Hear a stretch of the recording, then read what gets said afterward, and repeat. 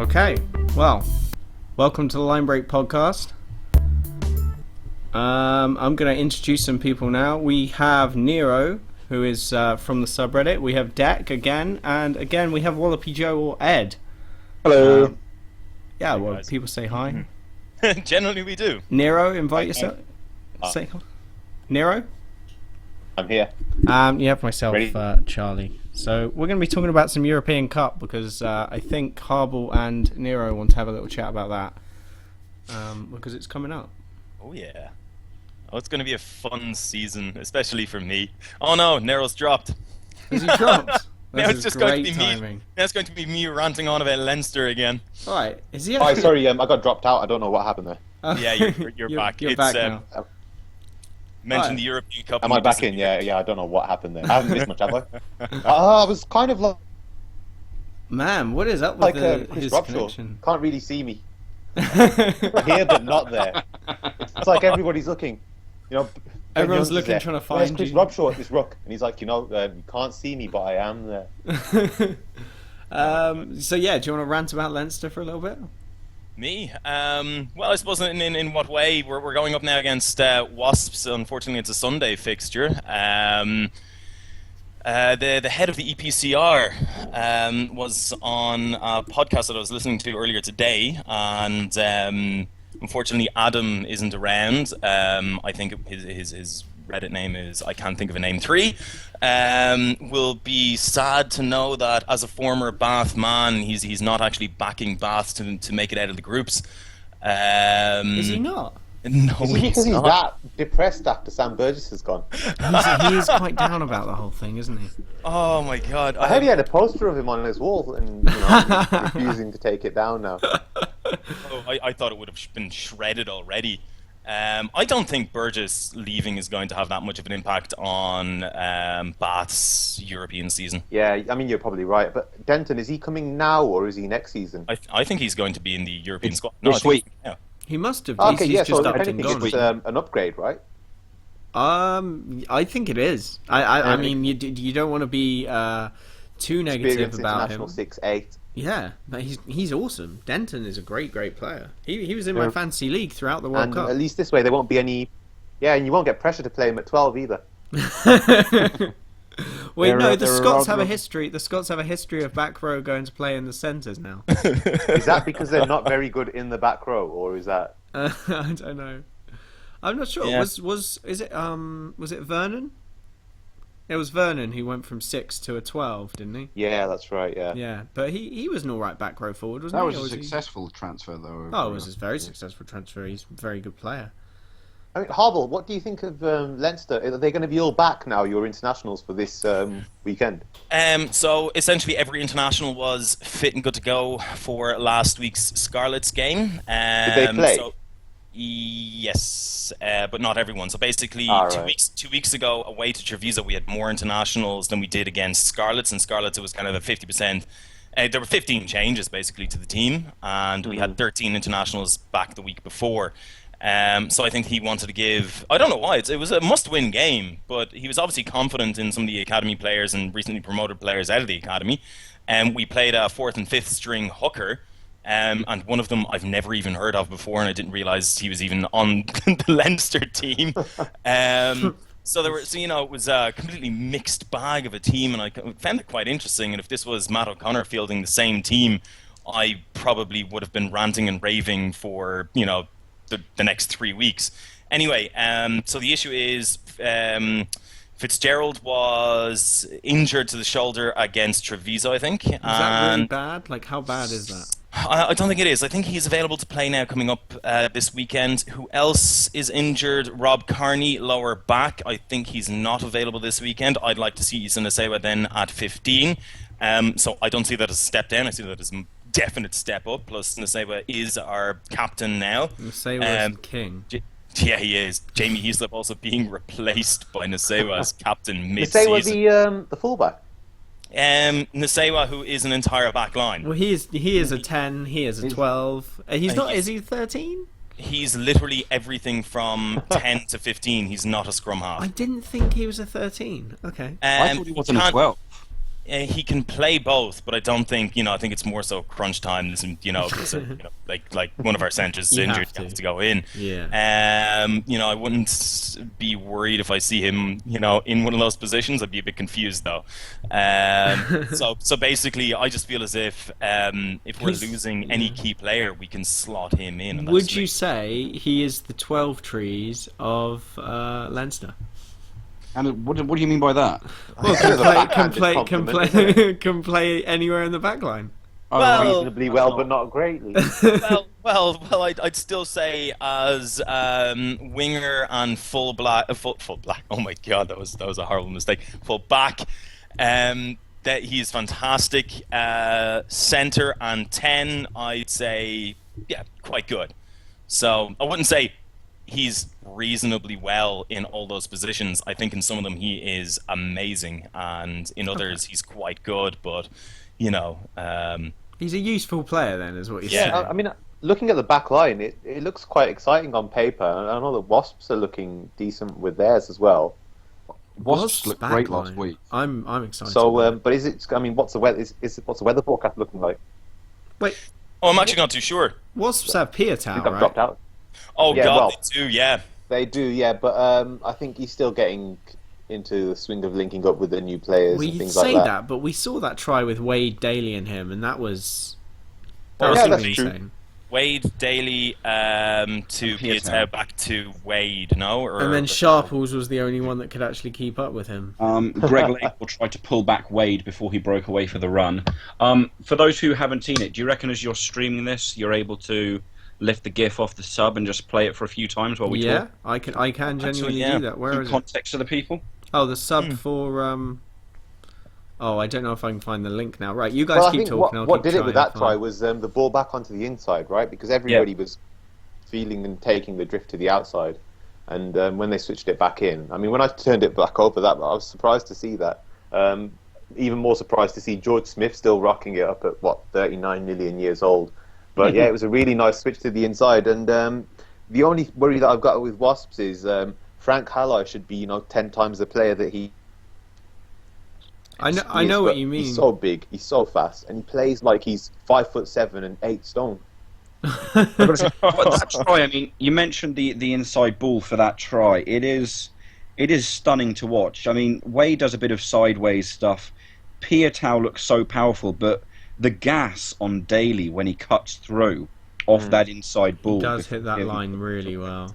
is I mean, just Piatow is one of those players, because New Zealand tend to produce two kinds of fullbacks. One will be a really strong, powerful, good defender, and a good direct runner, and the other will be the elusive, creative kind of player. And I think that's why he didn't really get a look in at the fullback spot, because he's more of that first type. He's really strong, really direct, and he relies on people putting him into a bit of space. But when he is in that space, he can really go. Yeah. he looks like a very powerful runner. Just, I mean, he doesn't go for very long in this run before between receiving the pass and getting the ball away again. But I suppose just from that small amount of possession, he looks like he probably could have flattened the defender in front of him had he. Oh not. yeah, one-on-one, he's a great player. One-on-one, really hard to stop. I'm gonna see What if a nice this step works. as well. I am risking something a little bit. Is this right the GIF? now. The GIF. Oh, it doesn't work. Like, guys, I suppose I will be honest. I'm more worried about this match than I'm letting on. I think it's nice that it's a home match, home fixture. So, whoops, Are you sorry, that's doing my this phone. pod in your blue lens ticket? Because I've got this mental image that wherever you go, you wear your. He's never not that wearing a dark- lens. Yeah, that's it. He's always in that He lens wears it ticket. till he dies. Can you actually share that photo of my new Leinster jersey I bought Oh yeah, I today and can share it? actually. I'll save that and share that. That's a good idea. Excellent. I think there's two. There's nobody watching. As of last time, though, we had 2, whereas this time we have nobody. Well, potentially Well, we had 3. not yet. I'm not too sure about that.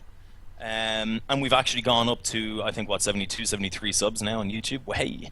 Going. Well, No, Sim, Oh actually, no, it's all happening now. Sorry, just to derail the pod entirely. Yes. I was just looking at what other fixtures there were for this weekend for the European Cup, and being Southern Hemisphere rugby orientated, I didn't really know. Gone onto the BBC Rugby website, and the first storyline on there is Burgess lacked the stomach for the fight. Quotes from Oh, Mike Jesus Ford. Fuck off. Are you Really? serious? Mike Ford has decided Yeah, to chime Mike in. Ford. Right. is, Bloody Did I not post that hell. earlier? No, so that was Mike Brown I posted. yeah, Jesus. yeah. This is Mike Ford, the coach. Which is Wow. Mother brings of me to something God. because all the way through Burgess playing in Union, Mike Ford's been saying, yeah, Sam's a 6. He knows he's a 6, and it's bad that England are playing him at 12 because he said to me, yeah, I'm a 6. 6 is my best position. The other day, I'm sure I read that Burgess saying, oh, I'm a 12. I came to Union to play as a 12, and now this is coming out. This Yeah, whole it's It's this just all a whole bit, sad, a bit debacle. unedifying, and yeah, I mean, at the end of the day, it's gone wrong. Be dignified about it, everyone. I mean, there's no. I mean, first things first. The England management to come in and you pick him in your World Cup squad. Now you've picked him, but you haven't picked him. He's not there on merit. He's not there for anything he's ever done in rugby union because he's never played consistently as a 12 before you've picked him. Yeah. So you can't tell me that you're picking him on merit in the first place. I mean, we tried our best on the website to take only his stats from rugby union and apply those stats to Burrell and others. But the problem is, and Burrell and Slade and some of the others.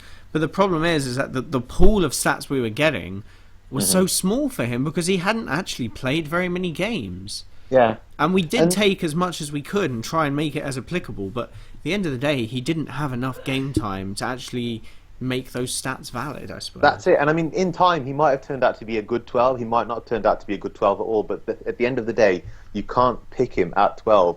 And, when your squad should be a meritocracy, you can't go to a World Cup with every other player there selected on merit. And you have the one guy there who's not selected on merit. He's getting the most attention pre-World Cup going on him and his selection. And you've got all these guys who've been playing all the way through their careers looking for this as their high point of their careers, and it's going to be distracting. It's just. I mean, he seems like a nice enough person, but I just think that the way that even the way that Bath are handling it now, it's disappointing, and the way that England handled it is disappointing. I think as well. Mike Ford's upset. I think he put himself on the line, okay? He brought Burgess across, although the RFU obviously have stepped in and promised whatever. He put himself on the line and paid a lot of money and possibly broke some rules within the actual league, possibly. We don't know. Definitely. So I think he he might be just acting out because he is very angry at this whole thing blowing up in his face because he's pushed the envelope and it's not paid off for him at all. So he's blaming Burgess. I think there is a bit of an element of BBC distorting this with their headline. I'm just looking at a couple of quotes, and it says, and this is a quote from Ford, "For me, this was the time to roll his sleeves up and become the player that I thought he could be, and he chose not to." And then he says, "But I did speak to him about that, and what a fantastic player he could be, and about the investment the club and players made in him, and it was time to repay that, but he chose differently." So he is a bit, Yeah, it's a a bit little bit editorialised, isn't it? Have you put it on the sub? Because I'm sure that'll be. But yeah, downvoted. I think that's enough on Oh, it's enough. slamming Sam. Apart from to say one thing.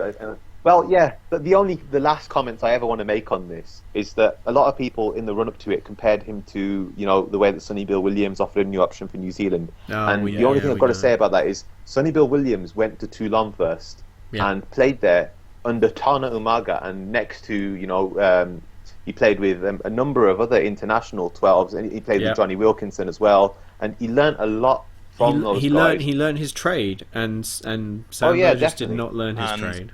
Guys, that was 7 years ago when he moved, no? Tana Umaga is probably one of the best centres of all time, and Tana Umaga sees Sonny Bill Williams there, this fantastic athlete, and Tana Umaga, former captain of New Zealand, thinks, right, I can help this guy become a real difference maker for the All Blacks. I think that would hurt Harbaugh or Deck, to say that Tana Umaga is one of the best centres of all time. I think that would hurt him. Well, no, I mean, there are different types of centres. I know I might have a voice that sounds like somebody else who plays or played in a 13 jersey, but different centres, different types of centres, and it depends on what you're looking for. So, I mean, that was definitely fishy what happened, but then there are other things that Umaga has done in his career, not involving playing. But if we didn't have an agenda before, we do now. I think what was it? Was it Colin Jarvis or there was a Welsh player, wasn't there? It wasn't Jarvis. It was somebody else. Quinnell? No, I don't know. No, he was knocked out, and Umaga stopped him from choking or Oh something. yeah, no, that was Oh. Chavez. That was Chavez, wasn't it? Yeah. It might have been. I can't remember. All I can remember is He took his tongue out or being- something. yeah. didn't yeah. he? Yeah, He or choked put his him on tongue. his side. He might have put him on his side or Mm. something. I can't remember. Anyway, I've seen. But yeah, some it's just footage of that I think that if Burgess really was something that they wanted and they desperately thought they needed, they should have gave him more time and It's- gradually built him through. It's quite interesting though because I think the reason that Sonny Bill Williams he went and learnt his centre trade with Tanu Umaga, with Johnny Wilkinson, with all these big name players, is they had the players that could teach him. Now, if you look at this Bath team and you think, oh, Burgess was going to be a 12, they don't Yeah. actually have the players that can teach It's like, him. hi Eastman's Sam, a let's convert. teach you from Eastman. Yeah, the, Eastman's a other convert league as well, yeah. and Joseph has a completely different style to what Sam Burgess is going to have. Whereas he could have learnt 6 because the players were there to be able to teach him how to be a back row forward. There were low, and the players are there. The other thing is, I mean, I've never played flanker. I've never played number 8. I've never played as a lock either. But how hard is it to learn a line-out combination? I've said this earlier on another podcast. 6, and I didn't want to be rude. 6 is one of the easiest positions to learn. That was one of our first podcasts. I C think. player, hit player, jump in line-out. Yeah. Right? I Carry mean, the at the ball end of the hard. day, you carry, you hit, and the hardest bit is the line out. And it's not a rude thing because there are very good 6s that can do very good. Podcast for the listeners. I've had to Let's stop and listen to start this again. tech meltdown. A terrible process of This is just still very much completely amateur hour. So I it's, think it's my. Speak for yourselves, guys. I think I'm trying to be very professional. Apart from the we try, intro. we just don't. Why is my laptop dying? I think it needs another. It needs a Sav. review into its performance. We're going to have to dust off Curse, I think. Oh, wow. All right, the What's internet. What Curse? about Hangouts? What about Hangouts? No. Or- The stream resumed. Stream is continuing. Okay, well, it says it's fine, cool. but I don't believe it because I've put a different picture on and it's not showing the different picture. So well, no, Is for it me, still just recording anyway?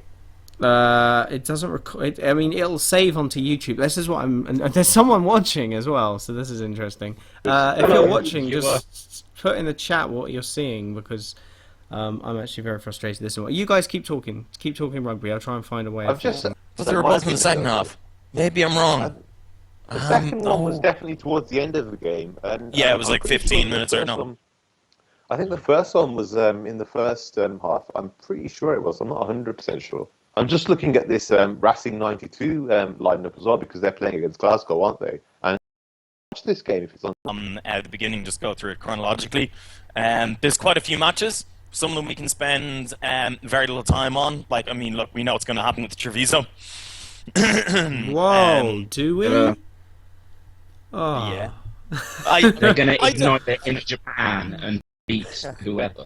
Who are Munster in Munster? Thomond Park. Oh, simple win. Munster are gonna. Oh, here we go. The intro music's playing. You're cutting out again, Sav. Just Yeah, it's because I'm playing the intro music. Bum, ba-da, bum, ba-da, bum. Alright, I'll cut that. So apparently we're streaming, but I don't actually know if we are or not. God, this is exciting. It is. This is, people asked for an increase in production value and better organisation, and what we have given them today is not. nowhere close to that. I think the key is the content. If we mess up everything else and we produce a quality podcast that just gets lost on the internet and no one can ever find it, I think it's still a win. Your Well, audience yeah, will see it I in a mean- moment. This is the biggest regression in production quality since, I suppose, Italy's implosion over the last few years. They've only gone backwards. They really have. It's really depressing. But we Sergio did quite a Parise lot. really needs a way of just changing his nationality back. It's just too late for him. It's too late. Do you reckon Anyway, he'll it's make- very unfortunate. Look at Nikista. I think Golgodza's on his Sergio own as well Parise will be nowadays. the next Nikista. Anyway, I'm not gonna. I was gonna open another tab so that I could actually see Jeez. what was going on, but it's just not worth the hassle. You're I can actually hear actual static now rather than just crackling voices. I've turned off my preview of the live stream. If someone else can do it and look at the chat, then they're going to have to do it because my internet just can't stand it for some reason. Is it potentially? I mean, do you have anything else open beyond Skype? Maybe it's. No, I have nothing else open. I only have OBS and Skype. OBS does take a lot, but it doesn't actually lag. My computer's quite good. It's definitely my internet connection. Why do you need OBS? Or is it OBS that's going straight to YouTube? That's streaming to YouTube. Oh, okay, gotcha. Anyway, let's talk about rugby. So it's Line Break podcast, and we're trying to talk about rugby. I'm failing miserably. Well, someone in the So Sim, we brought you in because you knew quite a bit about Southern Hemisphere rugby. And we were going to get you and Barbs to talk about this, but someone said in the chat yesterday that we should talk about the NRC and the changes to Australian Super Rugby and how it might have a knock-on effect. And I wasn't 100% sure. So was that? It's a very interesting subject because I think that it's a 60+7 rule that they brought in. And the 60+7 rule, the way it works is as long as you've got 60 caps and 7 years of service in Australian rugby, you can still be selected if you play in Europe or Japan or wherever. Okay. Well, isn't there something new with the sub teams that feed into Super Rugby? Haven't they've changed the regions? Yeah, they've got a new a competition called the NRC, which is the National Rugby Championship. It's their equivalent of what in New Zealand is the ITM Cup, or in South Africa you have the Curry Cup. So what you'll have in New Zealand is you'll have Wellington play and Otago play, and Canterbury will play, and Hawke's Bay, and all these teams have their competition, and they have a premiership and a championship as well. Is that the regional thing that we had where Hooper managed to get a suspension transferred onto? That was the same thing, was exactly it? So you can play for both, technically. Perth, and all of these teams will play, and what they're doing is they're bringing some of their younger players through and giving them more of game time in that competition. And there are a couple of good young players, like there's Jack Debrasini, who's a really good up-and-coming 10, 15. He's got a big boot, and a lot of people were saying that they should have taken him to the Rugby Championship this year to give him some experience. And Steer Sekeler as well, he's a good number 9, plays with Debrasini in the same team, and they're looking like two good 9-10 prospects to put some pressure on Foley, who I think in the next year or so might genuinely be in a lot of danger about his starting spot. Well, I don't think Foley was ever secure in his starting spot.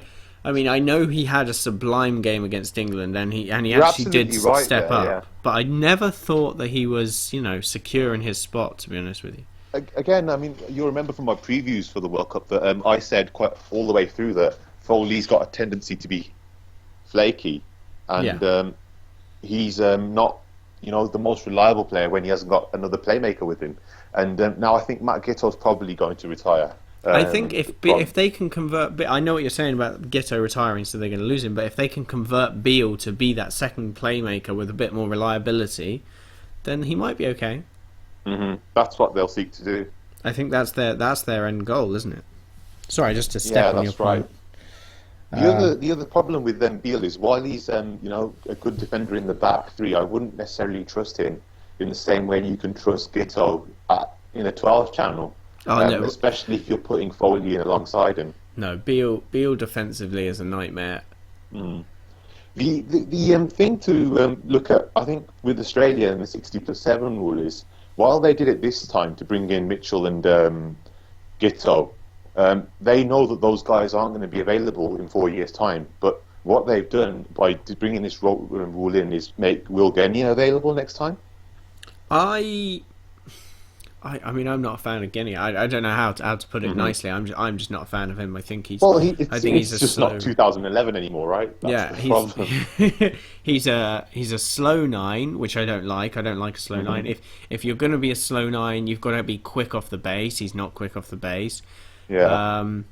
And there's just I don't even think he's a tactically deciding. The 2011 World Cup really took it out of him. Yeah. Yeah, you're right. And he's just the other thing is they've got another bit of a dilemma now in that Sekope Kepu's got the 7 years of service and the 60+ caps too. He's moving over to France, moved over to France now, and the reason that he had for moving to France was that he wanted to spend more time with his family and not be away from them for so long in the year. Okay. So they want to select him because he's a great prop and he's good on the ball. They can use him to target and take out the opposition 10 if they want to. Yeah, yeah. Which doesn't always work and might get you a yellow card every now and then. But he's been solid in the scrum, and he's been one of their best players over the last 18 months. He's the cornerstone of that Oz scrum now, really. Yeah, and the problem for them is that he wants to spend more time with his family. So it doesn't necessarily mean that just because you've made him eligible that he will want to be selected anymore. I think when country calls, there aren't many players that say no. I know what you're saying, and that's his reason for leaving. But I think it might be one of those situations where he might say, "Well, Michael, give me a year, give me 2 years without playing, and I'll come back in." Because how old is he now? I'm not 100% sure. Without checking, he's older than Scott Seo. He's Deck and he's Ed's not as still young here. as you might think. No. I don't think they are. They've just left. Oh, sorry, I didn't hear that. Yeah, no, I am still here. I just feel as if I can't contribute as much as you two guys at the moment. So. Oh no, you can feel free to chime in about what you think. The strong. He's 29, so he's still going to be. That's young. Yeah, for a prop. I mean, yeah, you can still make it. Has Ed left? I think Ed's gone. No, I'm still here. It's just it's kind of difficult to find a conversation at the moment. Not just because there's the lacking in my knowledge of these particular parts of the Southern Hemisphere game, but also because it's very difficult to get a full handle on a conversation that I'm hearing about 80% of. So I'm waiting to segue into something that one I have knowledge of, and two that I'm still listening. He's a prop at he's a prop at 29. And you reckon 2 years, 31, and then he'll come back in and try and make it for the next World Cup. That's not the worst prediction. I've heard a lot of crazier ideas. Well, I mean, we started a prop at, what age was he? 33 this World Cup. Did you? Jesus Christ! For gave him his first cap, Kiwi lad Nathan White. Where is he? 31.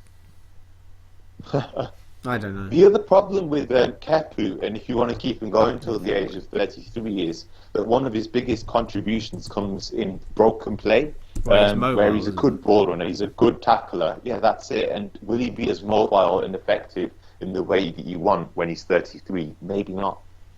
Especially when you think that Australia will probably be able to produce other props who are mobile in that time. Can someone check the stream is still up while we just keep blazing through? I'm on it. It appears to be still up. I have it on mute, so I don't know if I have to unmute it and listen to my voice over and over again. I don't think I think that's something that's not advisable. It's like meeting your doppelganger. You might try and kill yourself. I know. Or I might think that I'm listening to Brian O'Driscoll. And you'll fall in love.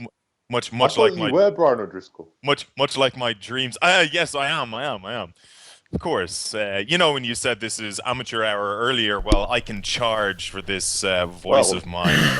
Yeah, you guys are lucky. I'm giving it to you for free. Anyways. He's a professional with BT, But, talking about guys, how he punched Austin Healy in the face. Yeah. Oh, the dream. The dream.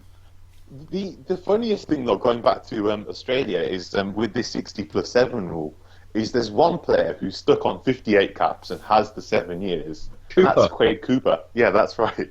And it's a really awkward situation because they were aiming to try and get him in up to the 60 caps. But by the end of the World Cup, they just couldn't manufacture a spot on the bench for him to get him there. But Cheika's dedicated to bringing and keeping him in the fold, even though he's at Toulon. And he did make some noises about, Quade's very important to us. Change the rules. Yeah, so it might be one of those. He wasn't on the bench for. He played the Uruguay game. Mm-hmm. But was he not on the bench for the Wales and the England? I don't think he one was. of them, but not the other.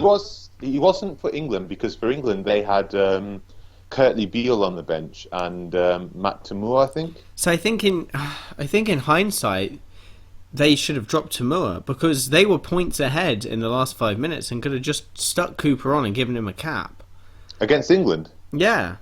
I think that's hindsight, though, isn't it? Because at the end, they didn't expect that that game could have gone a lot differently. And if it was a tight game, you want Matt Tamua there.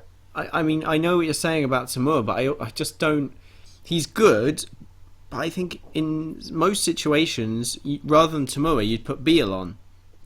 Does that make sense? Yeah, that's fair as well if you want a So- bit of X factor. Yeah. Yeah, so I mean, why would you have two of the same covering positions if you want Cooper to get a cap?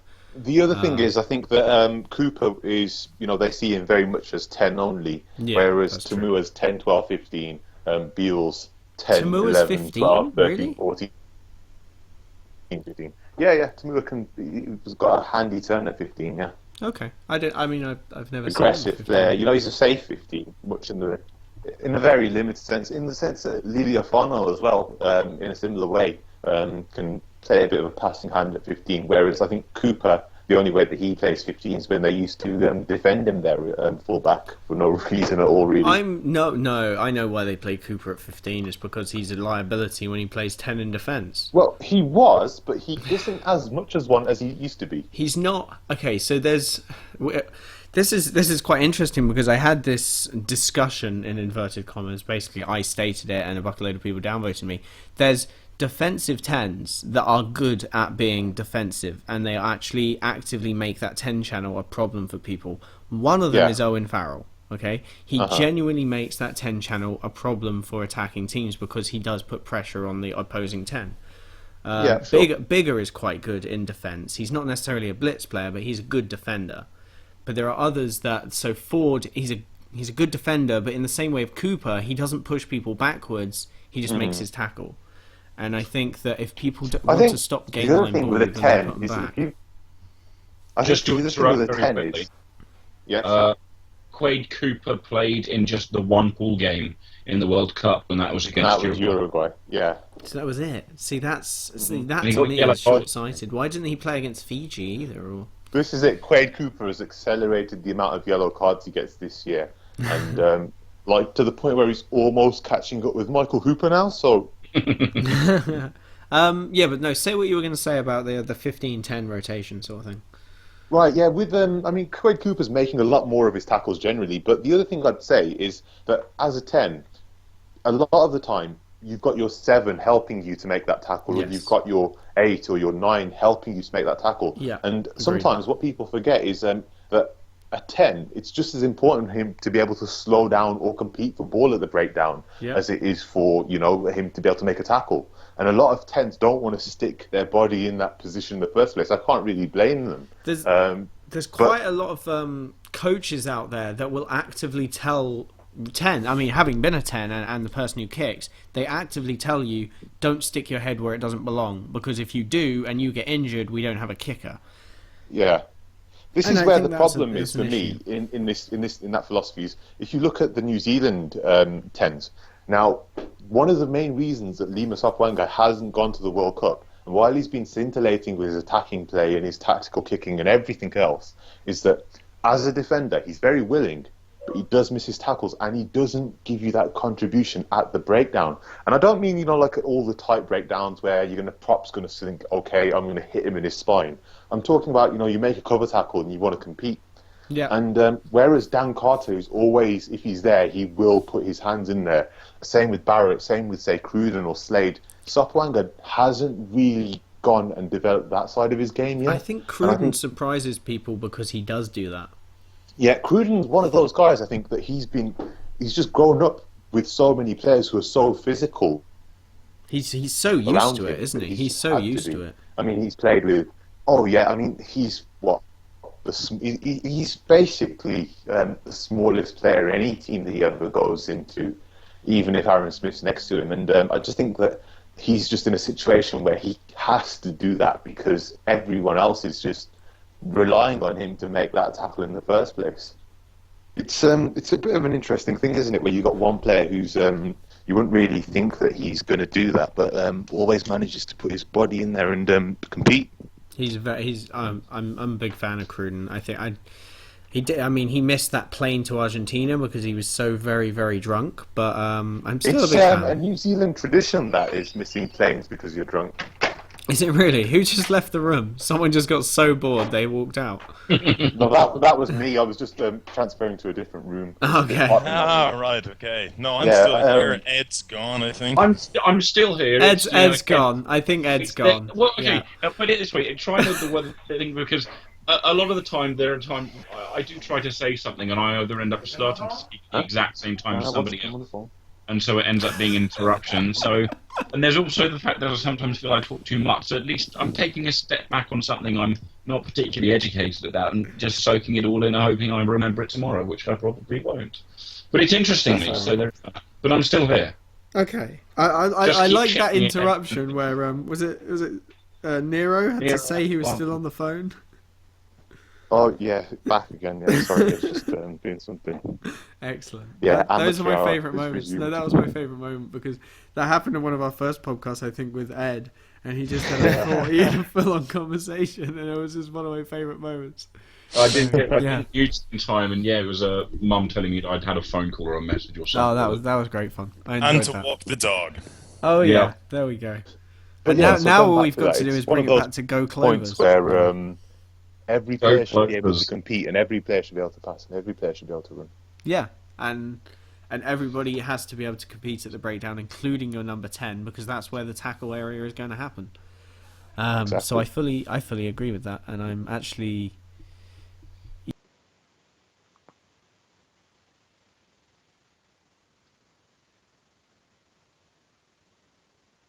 I've cut myself off from the stream there. You have to be an athlete, and you have to do everything in a game. So Definitely. and maybe specialize in your position, but you have to be able to do everything. There are no more will carry a 10. I think Johnny Wilkinson has completely blown that apart. You can't carry a 10 anymore, a kicker.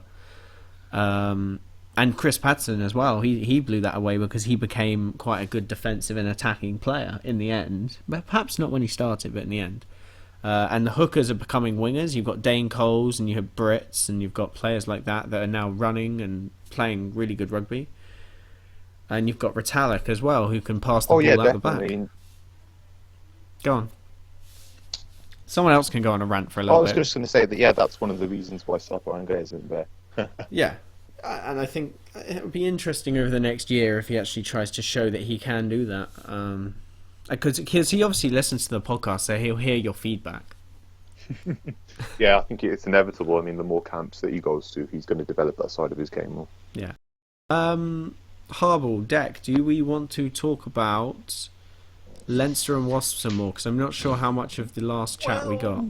I mean, look, as I said earlier, I think it's not a bad idea maybe to just have a look at the general fixtures, pick out a few and have a chat about them, because Leinster's one of the last ones, and I think we're kind of skipping over everything in between. Well, we can talk about Exeter Ospreys, because that's really the highlight of the week. Yeah, and literally the very last The very match last of the game. That weekend. we start from the last one and we work our way to the closest. Everyone knows that. I've just noticed that there's no Harlequins, and this upsets me greatly. It's because There Harlequins aren't. are No, that is unfortunate. average. Challenge Cup. It's guys, be honest with me. A Harlequin's a bit shit. Because that's what I'm getting from this table with their absence. It's very upsetting. It's To my not. very core, it's upsetting. How can I Forgot put this that they're red. delicately? So, a large proportion of the Harlequin players are English players, and England didn't do very well. So, I'm gonna just say there's a correlation there. Yeah, but I hold our losses down to various Saracen players and one. No, I blame Brad Barrett really, Let's talk about and England. the selection of Farrell, and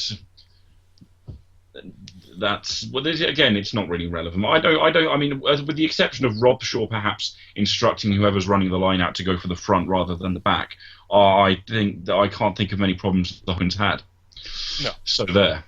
Do you know who I blame? I actually blame someone for Ireland losing. I blame them quite intensely. It's Paul O'Connell.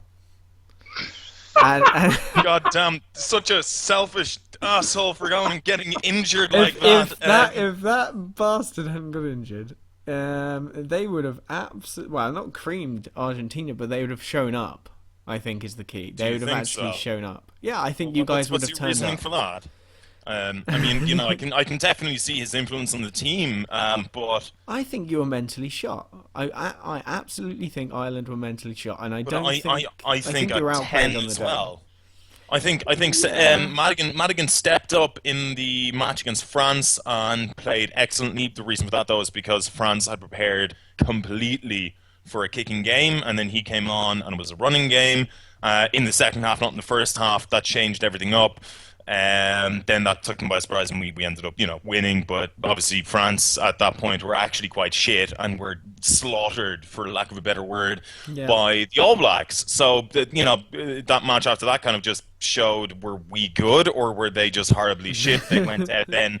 They went out with the attitude to injure our players, and that succeeded. And then we were fucked because of it. And at 10, Madigan is not the best kicker when it comes to No, he's one of the precision and best cross. territory. He's one of the best crossfield kickers I've ever seen. Yes, but I mean, when you're when you need to play territory, he didn't have a good game in respects to that, which is Sexton's forte, and obviously, he was off. Madigan's kicking wasn't as good as his. That didn't help us as well. Then, whatever about his playmaking, the entire team was, as you said, a bit shell shocked, and you're missing 5 key players, and all of them were essentially contributing to your tactics, to your mental state of mind, and overall preparedness. So, it was essentially a simultaneous kick in the balls and punch in the stomach is how I'd like to describe that.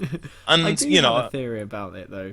Yeah. In of the fact that even if Sexton had been there, and you played your kicking game, I still don't think that conservative kicking for territory game would have won.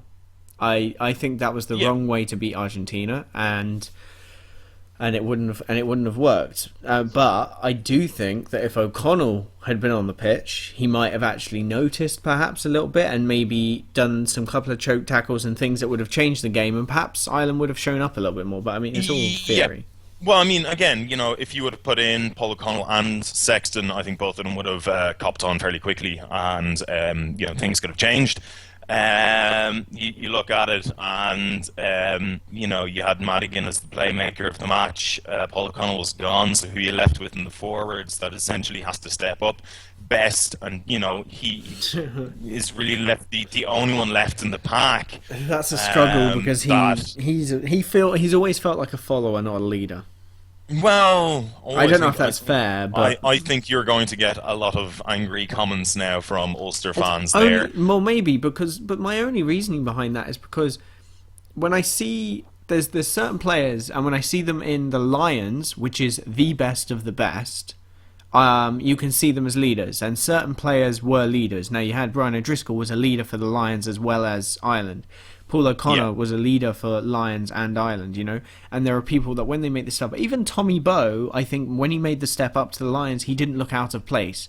Whereas Rory Best, he made the step up, and I was thinking, he's there, he's good, but he's not leading. He's not one of those at the top level. Yeah. So a lot of Ulster fans would say that he is probably tipped to be Ireland's next captain. I can see why they're saying it. It is generally good to have a forward as well. The problem that I have with that is, and the problem that we had as was with the Argentina match is, front row forward is always going to come off, which is also a bit strange for Argentina versus Australia, because both captains are hookers and both captains came off after 60 minutes. I just find that funny. But the Irish Creevy. I mean, that's.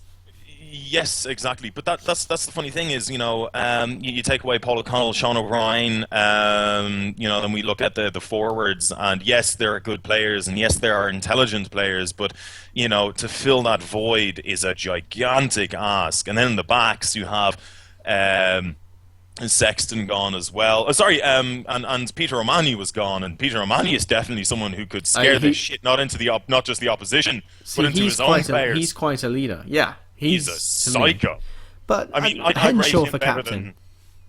No. Right, guys, I'm back. Have you missed me? Oh, we did You're miss gone, you, Nero.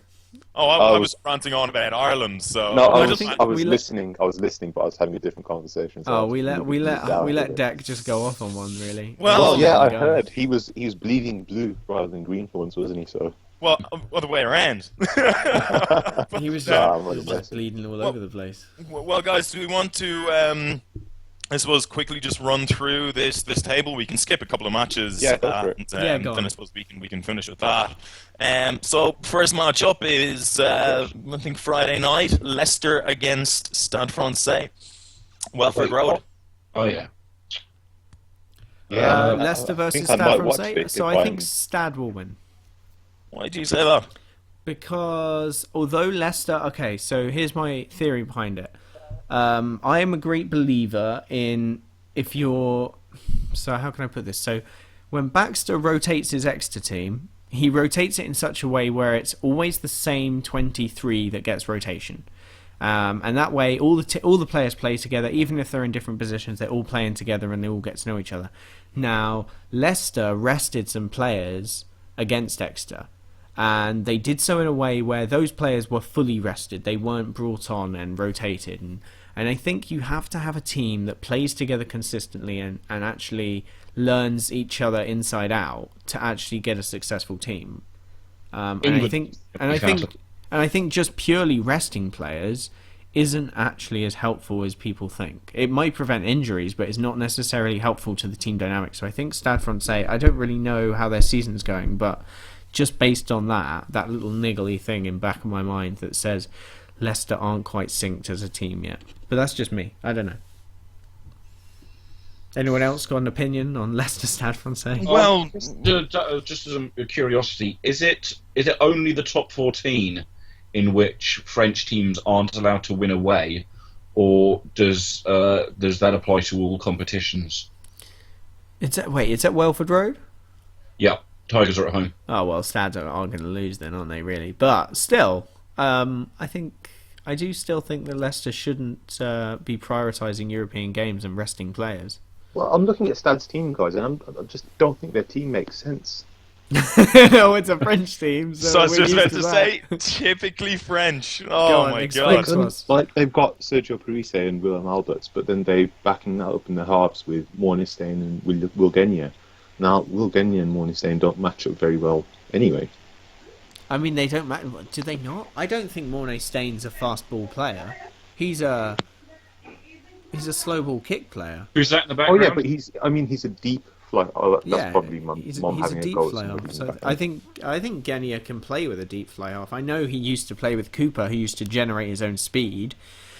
But I think that Genia is better when he's better when he's got a flat fly half. he is better with a flat fly half. I know that's how he has always played. But I think we'll see how they play. But that's you're going to remember that. This is the thing for me with the teams from the Southern Hemisphere Retirement League is that they always just sign a player. They never sign a player. They never for sign a his team, it's attributes. true. They just sign a name. But you've got to remember that a 9 passing to a 10 in top 14 rugby is a rarity.